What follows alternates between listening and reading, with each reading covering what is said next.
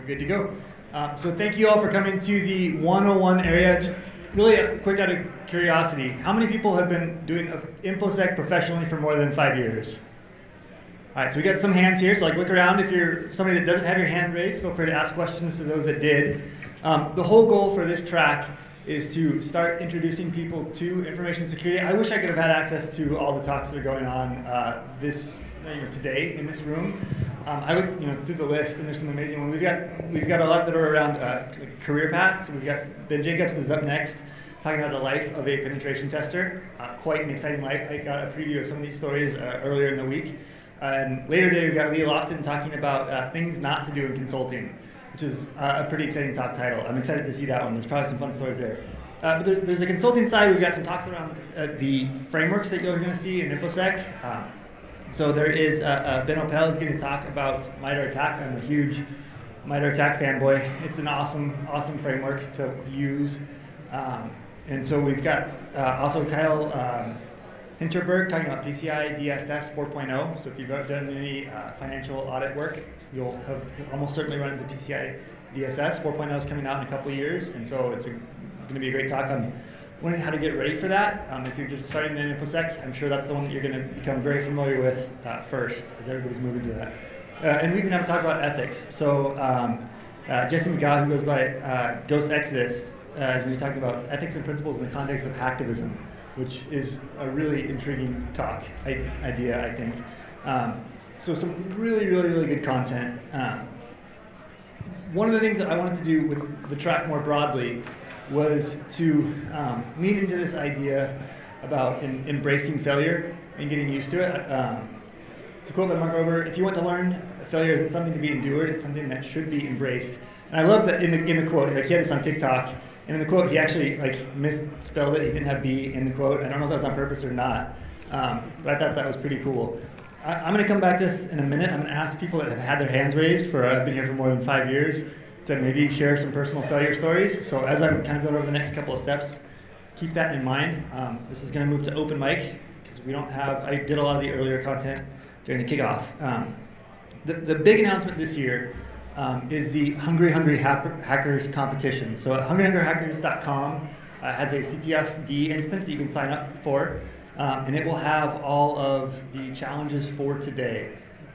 For those that are new to information security and haven't done CTFs before, this is probably a great one to start because it is simple. We're going to be hanging out in the 101 area next door, and to help get you started if you don't know where to start. But in general, the idea is that there are a bunch of challenges that you have to try to hack into or solve one way or the other. And then once you've hacked into those boxes, there is a flag that you can capture and put into the scoreboard for points. And so the goal for this one is to see how fast you can do it, not just if you can do it. But if you can't do it right away, it takes all day to solve one challenge. That's awesome. Lean into it, embrace it. Don't be afraid to start. I think a lot of people just don't do CTFs because they don't even know where to begin. But the first thing you can do is just go sign up. Take a look at the challenges and see how far you can get. If you have questions, let us know. One of the things that I love about this conference is Michael's always really good about letting us try new things. I used to play a lot of CTF, and one of the things I realized is that I'd spend the entire conference looking at a laptop screen and not interacting with other people. I'm kind of an introvert, so that's sort of kind of nice. But I wanted to do something that actually gave people time to go and socialize. So today's CTF is limited, and then tomorrow's will actually be scheduled. So in this room tomorrow, we're going to have people at 2 different tables going head-to-head competing, and you can actually see their screens live on the monitor here as they hack. So come hang out. We're going to have some music on. The lights will be dim. It'll be hopefully a fun environment. You can learn from them by seeing how they approach the problems. I've done this with smaller circles before, and what's really interesting to watch is you can have the exact same problem, and if 4 different people approach it, they almost always will go at it in an entirely different way. So there is no one right way to hack into a lot of these services or solutions. It's really about process and approach and creativity. So come check that out. And the cool thing about that again is it's because it's time blocked. Hopefully everybody will have a chance to enjoy the conference beyond just heads down on a laptop. So the other thing that we're doing, I mentioned earlier, is the open mic event. So this is the first time that we've done this. I don't know of many other conferences that do this, especially this big. But we wanted to make sure that we had a forum that was available and accessible to people that wanted to present on whatever they wanted to. I know Michael's really good about doing everything possible to make the whole speaker submission process as fair as they can. But this is one way for us to just go above and beyond by trying to have a fair review board and actually give people an opportunity to say, like, I didn't get selected, but I've got another chance to present. So if you'd like to present, we will have a hat up here tomorrow morning. You can take a piece of paper, write your name on it, and then we'll call it out after every session. So show up. If you've got something you want to present, great. If not, we'll just hang out here and do music.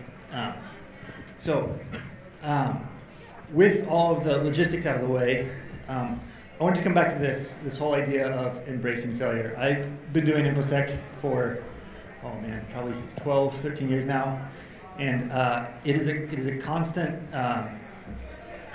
failure is the way that you approach a lot of these security solutions. Especially as a hacker, you have to go up against a company that has paid millions of dollars to protect their environment. And of course they're going to say there's no way that you can break in. And you have to have the mindset that says, like, I'm willing to go and try, even though everybody tells me that I'm going to fail. Because oftentimes, more than not, you'll find a way to succeed. But you have to be willing to jump in and approach things from a failure perspective first. So we've got, I went through that really, really fast. I knew that we were running a little bit late with the other stuff, and I didn't expect to present this early in the keynote. So what I'd like to do for the next few minutes is do a little bit of an open mic session here. So if anybody has any stories of failure as a pen tester, as a security person, obviously, like, hide the details of the guilty. I'm going to anonymize it. But I want to start with the idea that even those that have been doing this forever and that have a lot of experience regularly run up to failure. So with that, do anybody want to, come on up. All right, so for everybody else, state your name. My name's Michael. I go by the handle Vega. I actually have the pleasure of working with Trenton. I'm on the adversary group for SecureWorks. I'm a principal consultant currently. Things that I do in my day-to-day, again, like as far as the offensive security practices, start at the top: adversary simulations, web apps, mobile, social engineering, physical devices, more web apps, but with more, again, a finite focus also on medical devices. Now, as Trenton mentioned again, like, I've been in this industry since I believe 2012, towards the blue team side, and then moving over to the red team about 2017. But as he mentioned again, it's not a straight linear path towards compromise and or towards infrastructure or getting those gains that you want on a test.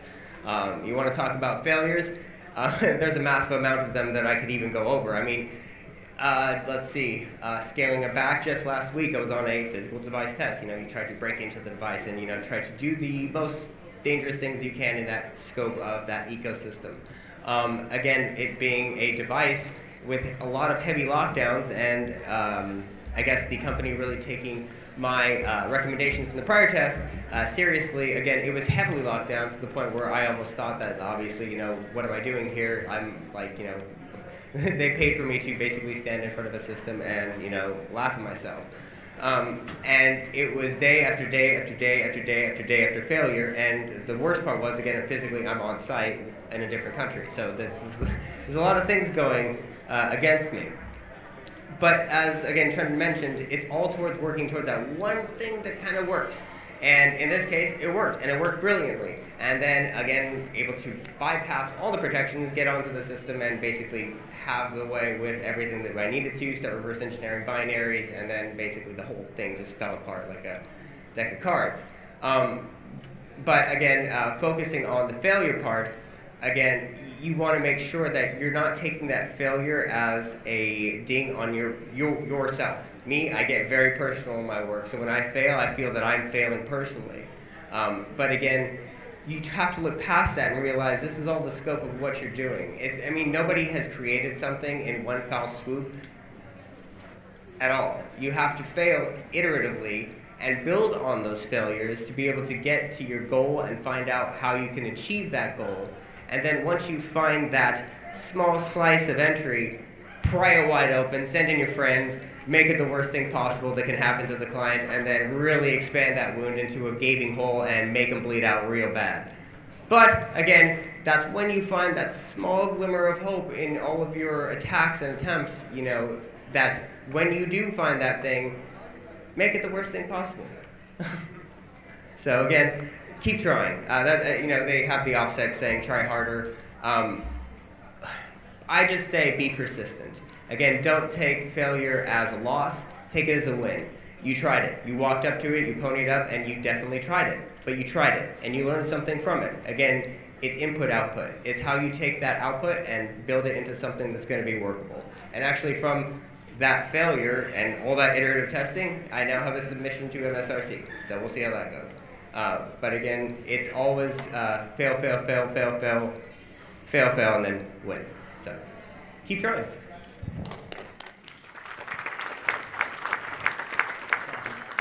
I love the analogy of like make him bleed. Like I've seen some of his ownage before, and one of his favorite things to do to medical devices is play Doom on them.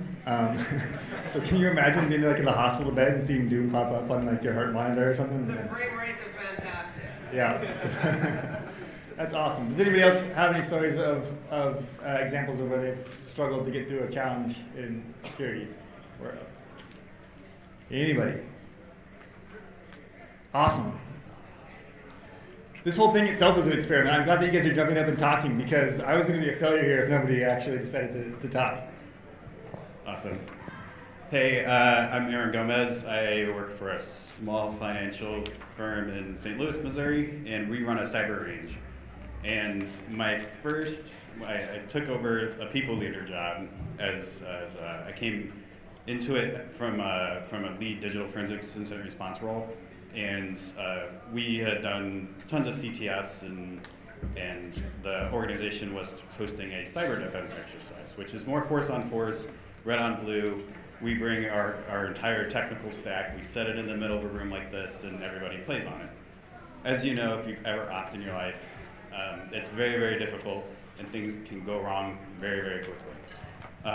But all the invitees that we had to it were rather larger financial firms. So we had a ton of leadership in there. We had some of the best red and blue teamers from the organizations came to show up and play, and everything went south. And this is like my second month in this role, right? So not only do I not know what I'm doing from a management standpoint, and how am I communicating this to the people that are like, our people are just sitting here not doing anything. We're trying to fix the stack at the same time because we've got a small team. So a lot of long hours. I think we pulled 30 hours of off time. We had about $1,000 in Red Bull expense just in order to get the systems back up and the platforms up. And so the first day was kind of a wash. Our StartX didn't quite happen on time. We kind of got bits and pieces of it together, but we ended up working all throughout the night. So then on day 2, StartX actually happened on time. We ran the exercise for about 8 hours and then turned it off, and then went and crawled in a hole and just really opened myself up to the challenges and the learnings that came from it, which is, one, you got to be prepared. Even when you come into a role with that shorter time frame, you always, especially stacks like that, you got to check everything off. You got to make sure, especially if you're dependent on something, if your dependency is a scoreboard and you don't know anything about it, there's a problem, right? And you need to figure out what that is and how you're going to fix it. The other thing is learning how to communicate with the business leaders and the CISOs that have volunteered their people's time to be there for that exercise. And then how do you make that still engaging enough? How do you assure them that time's not going to be wasted? We're still going to get something out of this exercise. So being able to calm player figures and being able to translate what's going on in that stack to something that they can understand as well, right? Being that translator. So you can give good updates and you can provide good things to them to kind of make them feel a little bit more confident about the exercise going on. Happy to talk about red team, blue team events. We have fun time doing it. Thanks. Before you go, so